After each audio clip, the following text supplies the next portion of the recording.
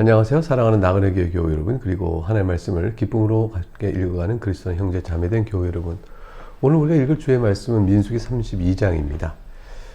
민수기 32장은 루벤 지파, 갓 지파, 그리고 므낫세 반 지파가 요단 서쪽인 가나안 땅이 아니고 요단강 동쪽에 있는 곳에 자리를 잡게 된 배경이 뭔지, 그것을 이제 우리에게 보여주는 내용입니다.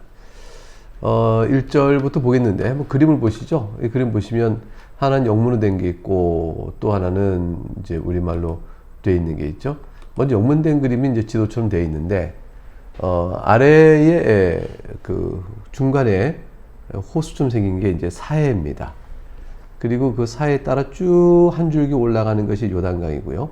그리고 맨 위에 있는 게 이제 갈릴리 호수가 되겠죠. 그럼 이제 그 밑 옆으로 보면 맨 위가 마나세 돼 있죠. 이게 므낫세라고 번역된 거. 그다음에 갓, 그다음에 루벤, 이렇게 세 지파가 이렇게 돼 있고, 므낫세는 그 므낫세 양쪽 요단강 맞은편 쪽에 또 므낫세의 큰 땅이 있죠. 그래서 므낫세는 이 전체 지역을 다 차지했는데, 므낫세 요단강 동편의 반 지파, 므낫세 지파의 절반, 그리고 갓 지파, 루벤 지파가 이렇게 자리를 갖게 됩니다. 가나안 땅은 이제 요단강 서쪽이에요. 맨 위에 아셀 지파, 납달리 쭉 이어지는 것. 요거 우리말 저기 된 글을 보면 더 이해하기 쉽습니다. 이렇게 잘 돼 있죠. 사해가 있고 갈릴리 호수가 있고, 오른쪽에 므낫세, 갓, 루벤.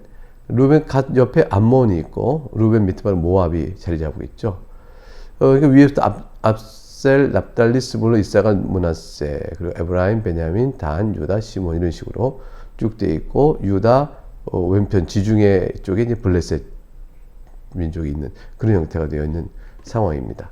자, 이렇게 되어지는 상황이 어떻게 해서 이렇게 발생했는지, 왜 므낫세, 갓, 루벤 지파가 요단강 서쪽에 있지 않고 오른쪽 동쪽에 있게 된 것인지, 그런 과정의 내용이 오늘 본문에서 나옵니다. 여러분 이제 본문을 읽으시면서 양쪽의 그림, 두 개의 그림을 이제 좀 살펴보시면서 따라 읽으시면 좀 더 도움이 되실 겁니다. 그럼 보도록 하겠습니다. 1절, 루벤 자손과 갓 자손은 심히 많은 가축들을 가졌더라. 그들이 야셀 땅과 길앗 땅을 본즉 그것은 목축할 만한 장소인지라. 가축이 많은 루벤과 갓 족속은 목축할 만한 땅이 되는 곳이니까 얼른 욕심이 났습니다. 그래서 2절에 갓 자손과 루벤 자손이 와서 모세와 제사장 엘르아셀과 회중 지휘관들에게 말하 이르되, 3절, 아다롯과 디본과 야셀과 니므라와 헤스본과 엘르알레와 스밤과 느보와 부온, 곧 여호와께서 이스라엘 회중 앞에서 쳐서 멸하신 땅은 목축할 만한 장소요, 당신의 종들에게는 가축이 있나이다 되어 있습니다. 그래서 우리는 이제 가축이 있고, 또 이스라엘 회중 앞에서 쳐서 멸하신 땅은 목축할 만한 장소요. 5절에 그래서 또 이르되 우리가 만일 당신에게 은혜를 입었으면 이 땅을 당신의 종들에게 그들의 소유로 주시고 우리에게 요단강을 건너지 마게 하소서. 이 땅들은 이제 그들이 보고 욕심을 낼 만큼 비옥하고 전략적으로 요충지입니다. 하지만 땅이 좋은 만큼 차지하는 사람이 많죠. 그래서 분쟁과 싸움의 고난을 많이 겪게 되고, 나중에는 아람과 하사르에서 정림되고 아수르에서 그 땅을 다 잃어버리게 되어집니다. 이제 4절에 이제 이 땅을 모세에게 청하면서 여호와께서 이스라엘 회중 앞에서 쳐서 멸하신 땅. 그러니까 사실관계 명확하죠. 저들이 그 모압을 몰아내고, 그리고 이제 그 땅에서 과연 승리를 얻었는데 그 발락을 다 몰아냈잖아요. 그런데 이 땅도 여호와께서 이스라엘 회중 앞에서 멸하신 땅인데 우리가 이 땅에서 살기가 적절하니 주께서 우리에게 이겨서 승리를 주신 땅이므로 우리가 여기 있겠소 라고 말하는 식으로 하나님께서 약속하신 것은 아니란 사실은 슬쩍 말하지 않고, 즉 가나안 땅을 정복하라 주신 명령에 대한 순종의 여부는 일단 피하면서 이 땅도 여호와께서 멸하신 겁니다 라고 말해서 자신이 그 땅에 대한 취할 것에 대한 하나의 이유를 딱 걸었습니다. 그들은 어쨌건 가축이 많아서 그 땅에 있길 원했던 거죠. 근데 모세가 이 말 듣고 이제 책망을 하는 것이죠. 6절, 모세가 갓 자손과 루벤 자손이 이르되 너희 형제들은 싸우러 가거늘 너희는 여기 앉아 있고자 하느냐. 요단 동편 서편으로 건너가서 가나안 땅을 정복을 할 때 싸우게 될 텐데 너희는 미리 여기서 이겼다 해서 이 땅에 머물러 있으려 하느냐. 7절, 너희가 어찌하여 이스라엘 자손에게 낙심하게 하여서 여호와께서 그들에게 주신 땅으로 건너갈 수 없게 하려 하느냐. 이 말은 이제 번역하면 이거예요. 너희가 이스라엘 자손을 하여금 여호와께 주신 땅으로 건너가서 싸울 마음을 못 갖게끔 낙심시키라느냐, 이런 얘기죠. 너희 여기 왔겠다 그러면 나머지 지파들은 우리는 요단 서쪽 요단강 건너서 싸우러 가야 되는데 넌 여기 편안해 있고 우리도 가지 않겠다, 여기 있겠다, 이런 식으로 마음이 요동되지 않겠어요? 그래서 이제 모세는 이때 하나님께 불순종하여 광야를 40년간 유랑했던 그 악을 생각해냅니다. 그래서 8절에 너희 조상들도 내가 가데스 바네아에서 그 땅을 보라고 보냈을 때에 그리하였었나니 12정탐꾼 보냈던 사실이죠. 9절에 그들이 에스골 골짜기에 올라가서 그 땅을 보고 이스라엘 자손을 낙심하게 하여서 여호와께서 그들에게 주신 땅으로 갈 수 없게 하였습니다. 가나안 땅을 정탐하고 와서 그들의 정탐꾼들이 힘을 냈으면 바로 가나안 땅을 정복을 갈 수 있었는데 그들이 우리 싸워봐야 안 된다, 우리를 죽이려고 대봤느냐, 백성들이 그래서 불순종함으로 민족적 대반역이 일어난 거죠. 그래서 결국 하나님이 진노하셔서 10절에 그때 여호와께서 진노하시 맹세하여 이르시되 11절 애굽에서 나온 자들이 20세 이상으로는 한 사람도 내가 아브라함과 이삭과 야곱에게 맹세한 땅을 결코 보지 못하리니 이는 그들이 나를 온전히 따르지 아니하였음이니라. 가나안 출애굽 1세대가 다 이제 이 땅에서 죽게 되는, 가나안 땅에 가지 못하고 죽게 되는 그런 이제 하나님의 징계 아래 놓이게 됩니다.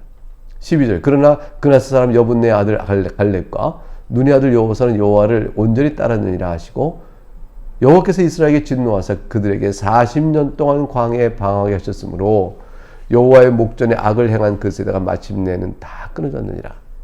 자, 그런데 보라, 너희가 지금 무슨 말하는가? 너희는 너희 조상의 대를 이어 일어난 죄인의 무리로서 이스라엘을 향하신 여호와의 노를 더욱 심하게 하는도다. 하나님께 불순종하여 가나안에 들어가지 못하고 죽은 출애굽 1세대의 불순종의 모습을 현재 너희가 가나안 동편에 정착하려는 루벤 지파와 갓 지파가 바로 그 불순종의 모습을 보이고 있는 거 아니냐라고, 이제 그래서 12지파 모든 이스라엘을 동요하여 낙심케 하여 가나안 땅으로 들어가지 못하게 하느냐, 이제 모세가 강하게 질책을 했습니다. 15절 너희가 만일 돌이켜 여호와를 떠난다면 여호와께서 다시 이 백성을 광야에 버리시리니 그리하면 너희가 이 모든 백성을 멸망시키리라. 너희 불순종으로 말미암아 온 이스라엘이 가나안 땅에 들어갈 용기를 잃고 불순종한다면 하나님께서 이 백성을 다 광야에 다시 버리셔서 앞서 40년을 우리가 광야에서 방황했던 것처럼 또다시 이런 큰 일을 당하게 될 텐데 너희가 요단 동쪽에 머물겠다고 하여 결국 이 모든 백성을 다 멸망시키는 것이 되고 마는 것이다. 너희의 죄는 너희만의 문제가 아니라 이스라엘 전체를 무너뜨리는 악을 범하는 것이라고 강하게 질책했습니다. 그러자 루벤과 갓 지파가 이렇게 말합니다. 16절 그들이 모세에 가까이 나와 이르되 우리가 이곳에 우리 가축을 위하여 우리를 짓고 우리 어린이들을 위하여 성읍을 건축하고 17절 이 땅에 원주민이 있으므로 우리 어린아이들 그 견고한 성읍에 거주하게 한 후에 우리는 무장하고 이스라엘 자손을 그곳으로 인도하기까지 그들의 앞에서 가고 18절 이스라엘 자손이 각기 기업을 받기까지 우리 집으로 돌아오지 아니하겠사오며 19절 우리는 요단 이쪽 곧 동쪽에서 기업을 받아 싸우니 그들과 함께 요단 저쪽에서는 기업을 받지 아니하겠나이다. 그래서 어떤 약속을 지금 주고 있어요? 우리가 이곳에 있겠지만 우리가 가나안 정복의 땅에 앞장서 우리가 싸울 것입니다. 그리고 우리 자손들이 다 가나안 그 땅에서 기업을 다 받고 나서 승리가 완전히 이루어진 다음에 그때야 비로소 우리가 이쪽에서 요단 동쪽에서 기업을 받을 것이고 그렇게 또 요단 동쪽 기업을 받았으니 가나안 땅을 다 정복한 후에 가나안 땅에서는 즉 요단 서쪽인 가나안 땅에서는 우리 기업을 받지 않겠습니다. 우리가 싸우겠습니다. 함께 이렇게 이제 그들이 말을 했어요. 자, 그래서 모세가 이제 어떤 반응을 보일까요? 20절 모세가 그들에게 이르되 너희가 만일 이 일을 행하여 무장하고 여호와 앞에서 가서 싸우되 그러면 이제 이스라엘 전체 지파가 낙심하여 가나안 정복을 포기하거나 이런 일이 없게 되겠죠. 21절 너희가 다 무장하고 여호와 앞에서 요단을 건너가서 여호와께서 그의 원수를 자기 앞에서 쫓아내시고 그 땅이 여호와 앞에 복종하게 하시기까지 싸우면 정복 싸움을 끝까지 너희가 이루면 그러면 어떻게 될까요?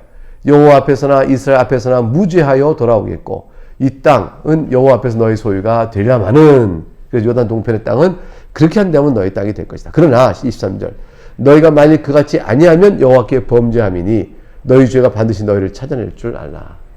그래서 정복 싸움에 동참치 않으면 하나님께 범죄하는 것이라.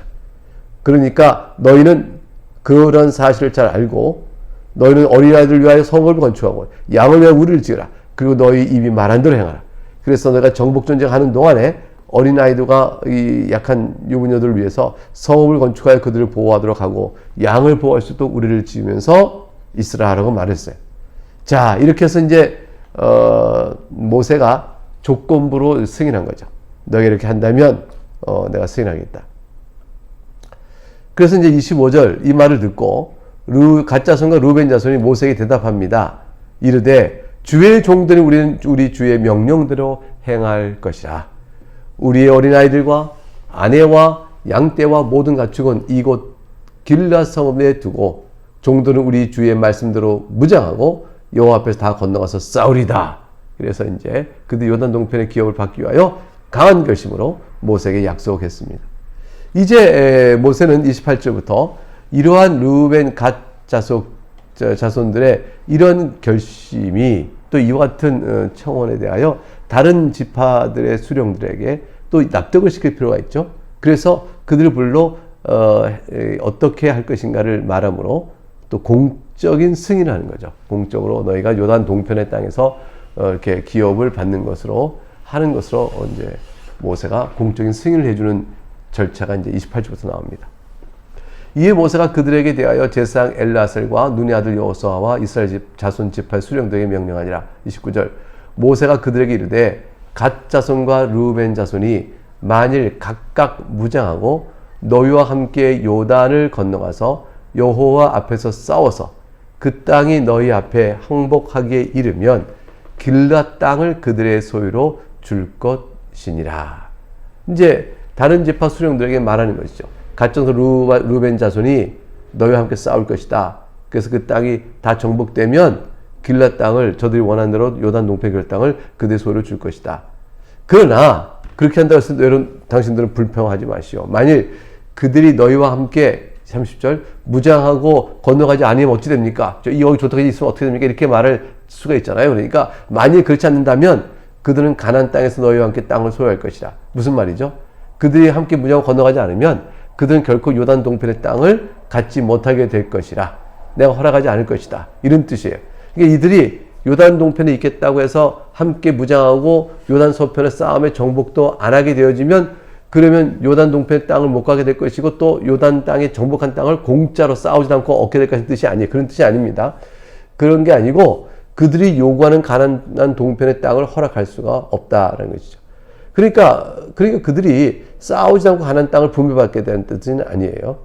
이들이 요단 동편의 땅을 갖고자 그들이 원하니 그렇다면 반드시 더불어 이스라엘 자손과 더불어서 가나안 땅에 들어가 정복하는 일에 온 힘을 다해야 될 것이다 라고 말한 것이고, 그러니까 그렇게 되겠죠. 만일 그들이 정복을 또 하는 일에 참여하지 않는다. 그럼 요단강 동편에 있는 그들이 원했던 땅은 기업을 받지 못하고요. 그래도 가나안 땅에서 지파의 기업을 받아야 할 텐데 정복 싸움에 참여하지 않은 지파에게 누가 그걸 주겠으며 그들을 향한 책망을 그들이 어떻게 감당하겠어요. 그러니까 그들은 그렇게 하지 않을 것입니다. 가나안 정복 싸움에 열심을 하고 할 것입니다. 그리고 안 한다면 요단 동편에 원하는 땅은 받지 못할 것이다. 이렇게 돼서 12지파 가운데서 갓 자손과 루벤 자손을 제외한 다른 지파들이 다 이해하고 납득해서 뭐 그렇게 하자, 그럼 그렇게 하자 이렇게 얘기가 됩니다. 31절에 갓 자손과 루벤 자손이 이제 이렇게 공적인 승인이 되는 자리에서 대답합니다. 이르되 여호와께서 당신의 종들에게 명령하신 대로 우리가 행할 것이라.